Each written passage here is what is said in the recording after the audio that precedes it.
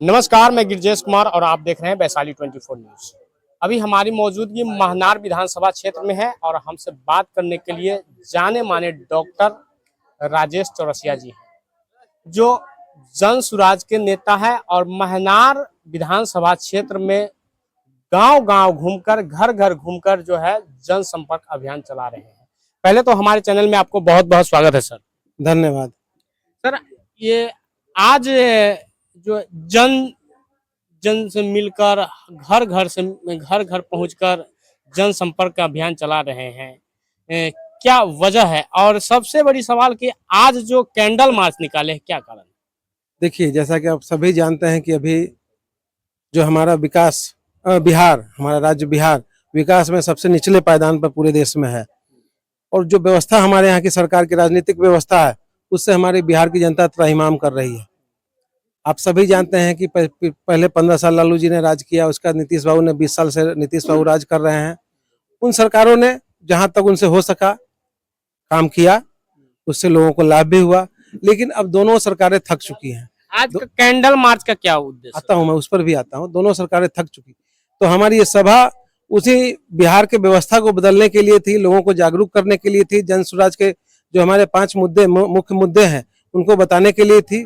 और अभी जैसा कि आप सभी जानते हैं कि कुछ चंद दिनों पूर्व मुजफ्फरपुर में एक नाबालिग बच्ची के साथ बलात्कार की कोशिश की गई और उसका गला रेत दिया गया और उसके बाद उसको इलाज के लिए मुजफ्फरपुर मेडिकल कॉलेज ले जाया गया और वहां से उसको PMCH Patna medical college refer किया गया और वहां पर व्यवस्था की लापरवाही की वजह से उसको 6-7 घंटे एडमिशन भर्ती के लिए में इंतजार करना पड़ा और उसके बाद जो भी लापरवाही हुई या जो उसकी परिस्थिति थी, जो क्रिटिकल कंडीशन मरीज का था, उसके वजह से उस बेचारी बच्ची की जान चली गई। तो आज जो कैंडल मार्च हमने निकाला है, उसके पहले हमने 2 मिनट का मौन रखा, उस बच्ची की आत्मा को शांति मिले और उसके परिवार वालों को और सरकार, जो सोई हुई सरकार हमारे बिहार की है, उसकी नींद खोलने के लिए उठो, अपने होशो हवास में आओ और जनता के जनार्दन की सुख सुविधा का, उनकी रक्षा का जो तुम्हारी जिम्मेदारी है उस पर ध्यान दो। उसकी नींद खुलवाने के लिए हम लोगों ने कैंडल मार्च किया, जिसमें हमारे पार्टी के नेताओं ने और प्लस हमारे जो जिस क्षेत्र में यहाँ जहाँ हम लोग चकमदीन गांव के रसलपुर पंचायत के चकमदीन गांव की जनता ने हमारा पूरा सहयोग किया। सर, आप कैंडल मार्च निकाले बच्ची की आत्मा के शांति के लिए और सरकार को जगाने के लिए। सवाल यह है कि आखिर कब तक बिहार की जनता जो है ऐसी दुर्दशा पर कैंडल मार्च निकालता रहेगा? बिल्कुल सही सवाल है, इसीलिए तो हम लोग उसके पहले घूम घूम के जन में घूम के क्षेत्र में घूम के लोगों को जगा रहे हैं, लोगों को बता रहे हैं कि अब व्यवस्था बदलिए। और हमारे माननीय प्रशांत किशोर जी जो कह रहे हैं और हम युवा लोग उनसे जुड़े हुए हैं, व्यवस्था बदलने की मुहिम में, सरकार बदलने की मुहिम में हमारा सहयोग कीजिए, शामिल होइए, कंधे से कंधा मिलाइए, ताकि व्यवस्था को अगले आने वाले 5 महीने में जो हमारा चुनाव होने वाला है उसमें पूरी व्यवस्था को बदल सके, सरकार को बदल सके, सरकार की मुखिया को बदल सके, हम अपने नेताओं को बदल सकें, जो सोए हुए नेता हैं, सुस्त नेता, उनको बदल सके, ताकि बिहार का माहौल बदले, विकास की नई किरण जागे और हमारा बिहार विकास के पथ पर अग्रणी हो। सर, इससे आप डॉक्टर हैं और हाजीपुर के जाने माने डॉक्टर आप में आते हैं। सवाल है कि पीएमसीएच में जो वहाँ पे बच्ची के साथ जो हुआ, जिसकी वजह से जैसे 8 घंटे तक एम्बुलेंस में रखा गया, सीट नहीं दिया गया, क्या डॉक्टरी पेशा में ऐसा भी संभव होता है क्या? देखिए, सबसे पहले तो आपने सही कहा, मैं शिशु रोग विशेषज्ञ हूँ, बच्चों का डॉक्टर हाजीपुर में पिछले 20 वर्षों से वहाँ प्रैक्टिस करता हूँ। लोमा, बगल के लोमा पंचायत का रहने वाला हूँ।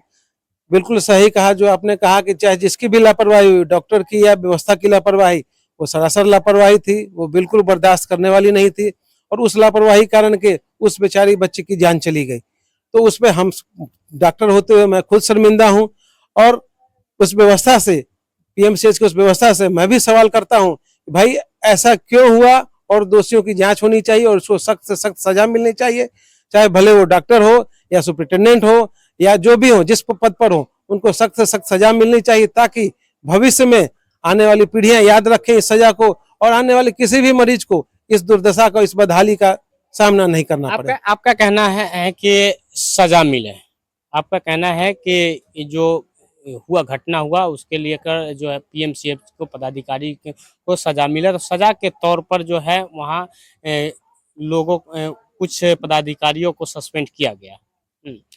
तो 4 दिन बच्ची की मौत के 4 दिन बाद पदाधिकारियों को सस्पेंड किया जाता है और स्वास्थ्य मंत्री मंगल पांडे जी द्वारा प्रेस कॉन्फ्रेंस किया जाता है कि जो दोषी हैं उनको सस्पेंड किया जाता है। उसके बाद तेजस्वी जी का बयान आता है कि जिस पदाधिकारी को सस्पेंड किया गया है उस पदाधिकारी को हमारी सरकार में लापरवाही के कारण उसको पहले भी सस्पेंड किया गया था। उसके बाद जब बीजेपी का सरकार आया तो उसको फिर से ज्वाइनिंग किया गया। तो क्या ऐसा भ्रष्ट सरकार में ऐसा भी संभव हो सकता है क्या? बिल्कुल संभव हुआ है। तेजस्वी जी जो बोल रहे हैं वो गलत तो बोल नहीं रहे, वो पहले उप मुख्यमंत्री और स्वास्थ्य मंत्री भी रह चुके हैं, बिल्कुल सही बोल रहे हैं। जिनको सस्पेंड किया गया उनको फिर भाजपा की सरकार आई नीतीश कुमार के साथ मिलकर के, तो उसको फिर से बहाल कर दिया गया। तो जब एक बार जिसको जो लापरवाही कर चुका है उसको फिर आप जिम्मेदारी वाले पोस्ट पर देंगे तो दोबारा वो लापरवाही करेगा। तो किया भी ना, वो करके उसने साबित कर दिया इस बात को। तो मेरा तो ये मानना है कि जिसने एक बार लापरवाही कर उसको सस्पेंड किया उसको नौकरी से बाहर कीजिए, उसको आप दोबारा उसको नौकरी में बहाल क्यों किया? सवाल यह है कि जब वो लापरवाही किया और उसके बाद उनको ज्वाइनिंग किया गया, तो ज्वाइनिंग की जो करवाए स्वास्थ्य मंत्री, तो उनको इस्तीफा देना चाहिए या जो आया जिनको ज्वाइनिंग कराया गया उनको सस्पेंड करके सिर्फ खाना पूर्ति किया जाए? देखिए, किसी के इस्तीफा देने और सस्पेंड करने से का ही बात नहीं है, बिल्कुल सस्पेंड होना भी चाहिए। और अगर साबित हो जाता है उनकी सरासर लापरवाही तो उनको नौकरी से बर्खास्त भी किया जाना चाहिए। सवाल मंत्री स्वास्थ्य मंत्री के खाली इस्तीफा देने और जिम्मेदारी से हटने की बात नहीं है, बात है अपने खुद की सोच की, अपने खुद की जिम्मेदारी लेने की, खुद की सोचने की।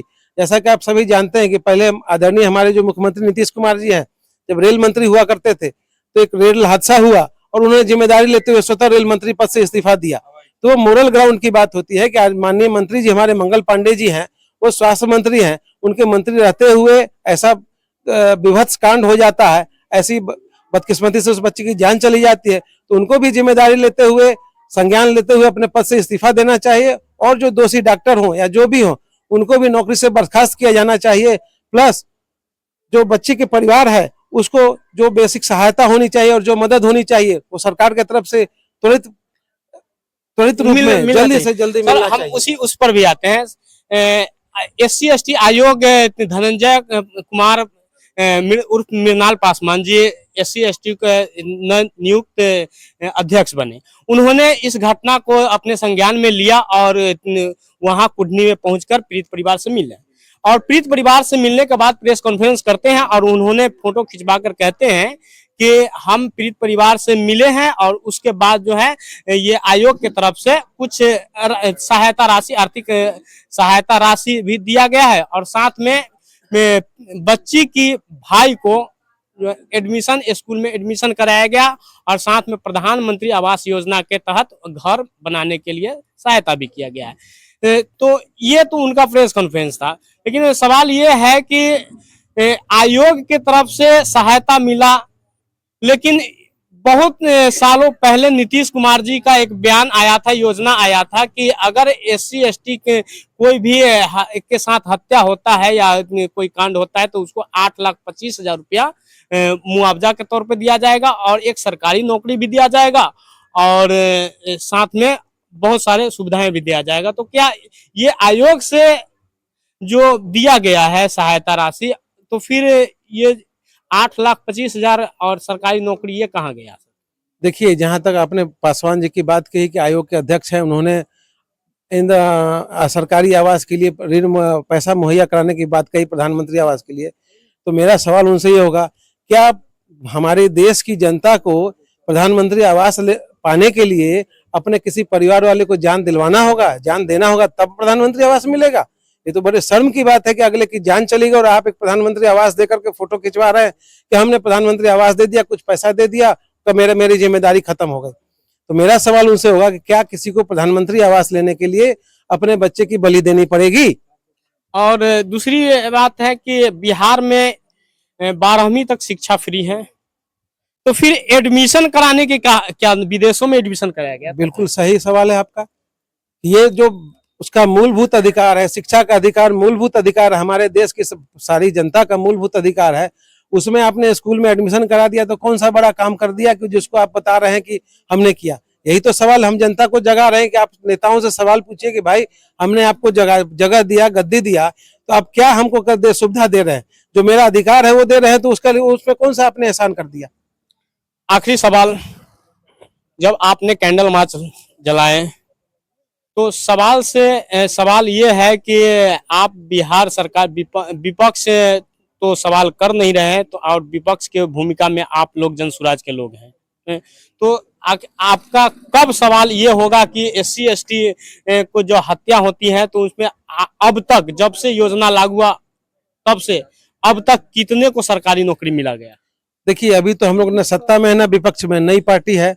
बिल्कुल आपका सवाल जायज है कि अब आने वाले समय में हम लोग इस पर भी सवाल उठाएंगे कि भाई आपने जो घोषणा किया उसमें कितने परिवारों को आपने सहायता दिया, कितने परिवारों को मदद दी और क्या मदद दिया, ये हमारा सवाल होना भी चाहिए और होगा, भविष्य में भी होगा। और दूसरी बात हम ये भी कहेंगे कि मदद और सहायता तो अलग चीज है, आपने भविष्य में ऐसी कोई दुर्घटना पुनः न हो उसकी पुनरावृत्ति को रोकने के लिए आपने क्या कदम उठाया, ये भी सवाल हमारा होगा। उस सरकार से, वर्तमान सरकार से और उस आयोग से जो अनुसूचित जाति जनजाति का आयोग बना है उससे भी मेरा सवाल हुआ कि ऐसी घटना भविष्य में पुनः न हो उसके लिए आपने क्या कदम उठाया और यह आपकी क्या योजना है, ये भी मेरा सवाल होगा। चलिए, समय देने के लिए धन्यवाद। ये थे राजेश चौरसिया जी, जो हाजीपुर के जाने माने डॉक्टर हैं, और इन्होंने कहा कि बिहार में ऐसी घटना न हो इसके लिए बिहार सरकार और SC ST के आयोग के अध्यक्ष क्या कदम उठा रहे हैं। आप इस खबर को किस नजरिया से देखते हैं वो हमारे कमेंट बॉक्स में आकर कमेंट करें। फिलहाल के लिए दे इजाजत। जय हिंद।